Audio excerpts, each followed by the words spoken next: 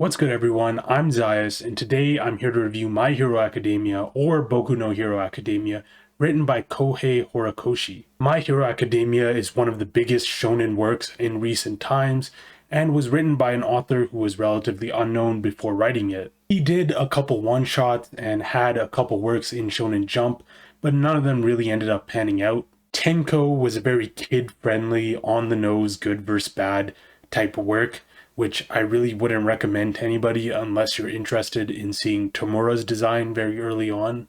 I'd say Barrage was even worse. It was kind of a mess narratively, and the pacing was just awful. Both these works had bad artwork, the angles were just really weird looking, and the story was basic, and I doubt even hardcore My Hero Academia fans would want to go check these out. Crazy Zoo was a little bit better. In the grand scheme of manga, it's probably still average to below average, but the character designs were really good. A lot of characters looked very fresh and memorable.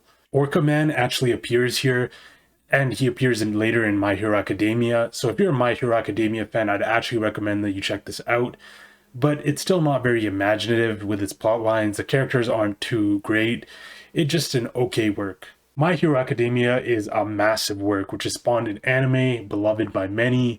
It spawned an entire My Hero Academia fandom filled with tons of people about all these random characters like Mirako, which is really popular. It has tons of merch sales, and it even spawns some spin-offs like Vigilantes and other works. And a work does not become this big without doing something right. So I'm going to start out with a lot of the positives first. And to me, the number one strongest thing about My Hero Academia is the character roster. In shonens, your characters are the core of your work, and these characters visually have impact, they have variety, they have personality. Lots of characters have fun powers, and there were a ton of characters in here which could have had their own 10-20 chapter arc, which didn't. And I think that's a testament to how solid a lot of My Hero Academia's character designs really are. I probably couldn't even remember all the names of the characters I liked, so I'm just going to read them out to you. So I liked characters like All Might had a great design, Endeavor, Hawks, Todoroki, Tokoyami, Stain, Kirishima, Fat Gum, Mirio, Toji, Sun Eater, and that's not even all of them. Those are just some of my favorites. And when it comes to the actual character of these characters, there are some good ones thrown in here too. There are characters who are very simple, straightforward, and you really learn a lot about them through very little. All Might, for example, or Kirishima, in All Might's situation, he's just like this simple guy who believes the world needs a hero figure, and he wants to be that figure. And sometimes he's a little funny, nothing too complex, nothing too crazy, but characters like these are the ones which I found were the best, and All Might was probably my favorite character. Like when he has this unwavering resolve, he's super cool, and then when he's not in that mode, he has a lot of the best comedic moments in My Hero Academia, to me at least. Aside from him character-wise, I like characters like Sun Eater, Shoji, Koji, Hawks, Batgum, all these characters who are clearly have one or two character traits which are very clearly conveyed to us. Kirishima, for example, is a boneheaded kid you can't help but root for, or there's a character like Hawks who has to betray his fellow heroes, but his strong sense of duty allows him to do that. Eraserhead's a character who's always annoyed, but he shows like a strong sense of connection with his peers and his students. And characters like these, the simple ones, are the characters that I liked. On the villain side, I kind of liked Stain and Double, which really isn't very many villains, which I'll get to later, but Stain had an amazing design. His design just oozes insanity, his powers were super cool, and his motivation was actually pretty complete, despite being a little more on the complex side. He's basically a vigilante who believes that the current heroes aren't pure enough, so he must fix this. And obviously not like very sane story, but it's pretty compelling as to why he's going around hunting down heroes. And then you have characters like Double, who seems like he came straight out of a comic book, and his whole backstory about not knowing whether or not he's the last one alive, or if he's even really a clone, and if he's just gonna die after taking some damage, is pretty fun. His ability is a little bit like Naruto's, and his character is a little bit like Deadpool's, kind of providing some much needed comic relief to the League of Villains. And to me, the final positive of My Hero Academia is the world.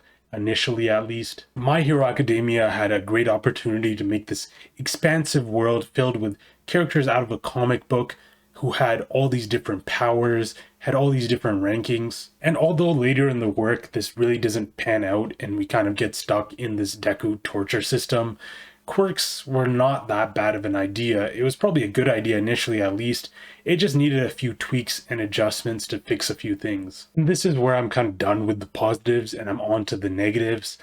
And rankings are a great way to create hype in this series, but if you only ever really spend time with your top 2, maybe 3 heroes in the rankings, what's kind of the point of introducing all these characters? And the world really doesn't seem to exist outside of our few main protagonists either. We never really get to see other places in the world. We don't get to see people using their quirks in everyday life. We don't get lore about the past or what might possibly happen in the future. Everything is just entirely revolving around Deku, Tamura, and a few other characters. The world just feels narrow, and us as a reader are just constantly rushed into one fight after the other. And in a lot of series, it's not a bad thing to have tons of fights, because there's some great fights. But in My Hero Academia, the fights really aren't very good. Visually, the fights are lacking quite a bit, and throughout the course of the series, I probably liked like 3, maybe 4 fights. And there's a grand total of, I don't know, like 50 or 100 fights, which is pretty crazy. All Might versus All for One, the first fight, is the fight that I liked the most. Visually, it was super fast paced. They absolutely demolished that city.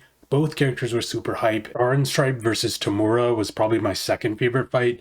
And it was just really fun visually, especially with Star and Stripe's powers, which were very cool.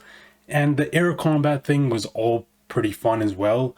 But there were some problems with this too.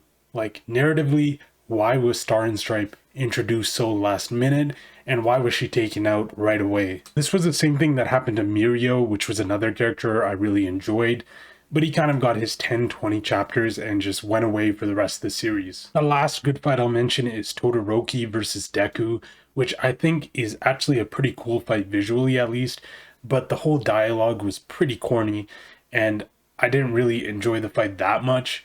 Past that, all the fights I think are worse than this, so it's not a good look for the series. Deku is really a big part of what makes these fights bad. He usually just spouts some uninspired drivel about helping people, proceeds to throw a few basic punches and kicks, and then leaves. There were a few attempts to make his fighting style more interesting, the first of which was adding kicks, which had the same problem as punches, where the only real factor in making it look cool was increasing the percentage of power used. And again, this is a big problem. Dragon Ball had this problem where you can't just increase a number on the screen and make it look cooler to the viewer. There's no real awe factor of just seeing the number go up. After that, they gave him a bunch of additional quirks, which really didn't stick either. Black Whip was kind of decent, like I kind of remember it, but none of the other ones stuck. They all felt super unearned, and they were all kind of just rushed out at the very end so they could have a big fight against Tamura. All this still wasn't enough to make his fights interesting. Past this, there's more issues. One is that there's no signature moves in My Hero Academia. A lot of big shonens, you'll kind of know these big moves, you know, the Kamehameha, the Rasengan, Kinuku, Buster or whatever. But in here, you really can't name a move that any character does repeatedly, which is cool. I think at the end, Todoroki got a cool move, but he used it once in the entire series. And also, another big problem with the combat is that 80 to 90% of the combat is probably just still frames. There's no smooth flowing combat. There's no cool transitions. It's all just still, which also really hurts the fights. And even when characters do engage, it still just looks so average. The fights in this series were definitely below average for me. Now, the big issue with My Hero Academia to me is the characters. There were a few simple, cool characters, but the vast majority of characters were kind of a mess. And the biggest two offenders of this were Deku and Tamura, the main protagonist and antagonist. And whenever these guys were on the screen, I was praying for them to leave. And to make things worse, these guys got the most screen time out of everyone in the series. Now, these are shonen works. They don't need to write these complex, super crazy characters. all they really need to do is make the character somewhat likable, or just give the reader a reason to want to follow the character's story. These characters do none of that. And I can't tell you if this was an attempt, if Deku was an attempt to make a character who was portrayed as cowardly, insufferable, pathetic, or if this was a genuine attempt at making a likable, relatable character, which just went terribly wrong. I think it's much more likely to be the latter, to show the transformation of Deku being this guy who was bullied to become this strong hero who everybody relies on. But throughout the series, even though his strength does grow, his character really doesn't. His lack of confidence, his ineptitude, it's all still there. He still hesitates when trying to save people, and it's not even that he is trying to grow or work on it, it's simply that he's just stronger. Works have had cowardly main characters before, like Kinnikuman, but in that situation, you're still rooting for the protagonist. Here, I could not root for Midoriya. I can't even take his motivations for becoming a hero seriously, because he never really tries to act like a hero, and his motivations are only ever brought up when it's important to the plot. His anti-hero arc was just so out of left field too, when he goes around trying to save the world by fighting off all these villains.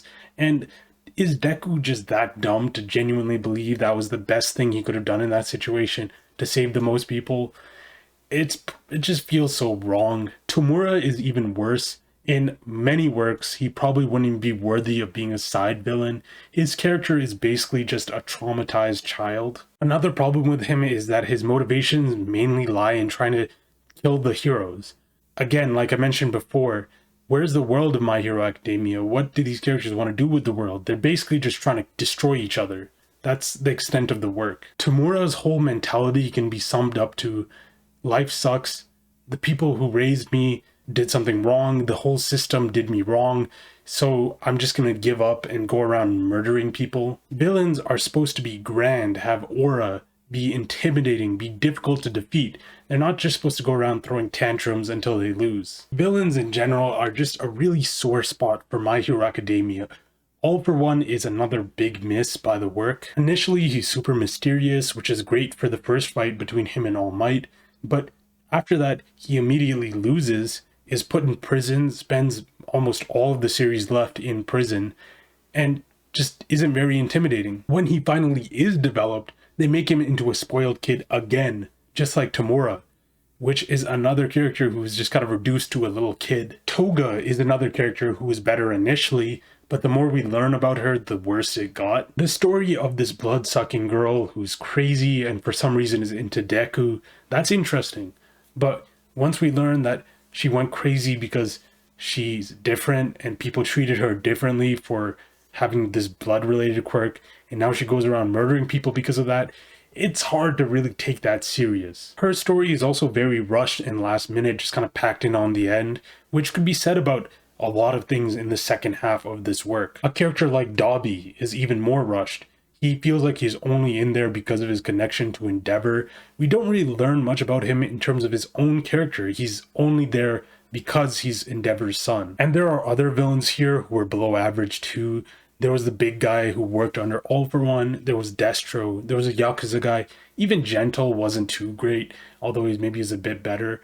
And all these characters, they look great visually, but when it comes to their actual character, it's not good. On the hero side, it's a little better. There are characters like Mirio, like I mentioned. Bakugo even has a little transition from being this bully to being this kind of endearing kid who isn't really self-aware about a lot of things, but it's kind of a little funny. But the problem is most of our time is spent with characters like Deku, Endeavor, and Urikawa. I guess Urikawa gets less time than the others, but her entire romance with Deku feels really forced. The only real romance they had was in the redone ending, which dropped not that long ago, which I'll get into later. The most these two really ever do is blush at each other and occasionally say that I like this person, I like Deku or I like Urikawa.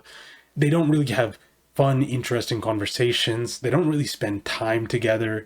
And I would say even characters like Naruto or Dragon Ball have better romances than My Hero Academia. And aside from her relationship with Deku, there's not really much to her character.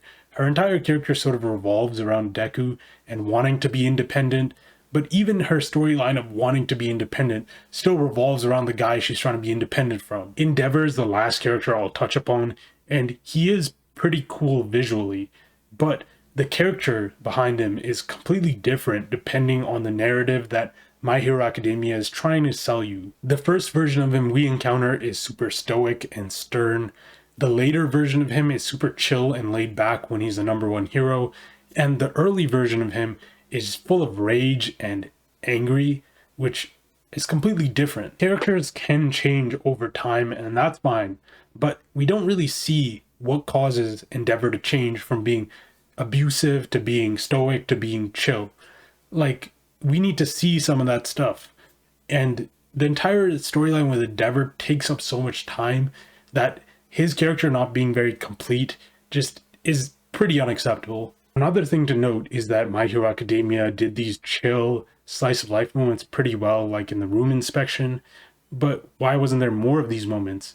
And I could see that there was some of these moments thrown in, like the festival near the end or the one that Gentle invaded, that weren't as good, but it could have at least been variety compared to just having fight after fight after fight. The idea of Deku saving someone who initially hates him only to change their mind on him also grows tired pretty quickly and happened probably like 4 or 5 times throughout the work. Another big issue with the power level system is quirks, like I mentioned earlier, and the fact that everything is static. The power levels of these characters don't really change too much.